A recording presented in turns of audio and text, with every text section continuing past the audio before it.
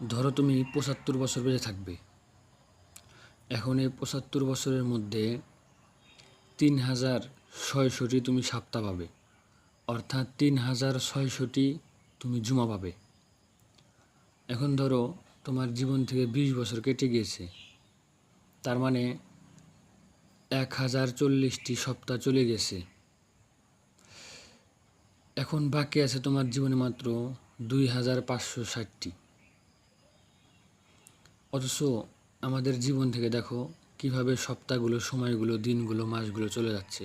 আমরা কোনো ভ্রুক্ষেপই করতেছি না বা আল্লাহর ইবাদতই করতেছি না। আর যে মাত্র ২,৫৬০টি সপ্তাহ আছে, এই সপ্তাহগুলো আঙ্গুল দিয়ে গোনার মতো, মাত্র কয়েকটা সপ্তাহ।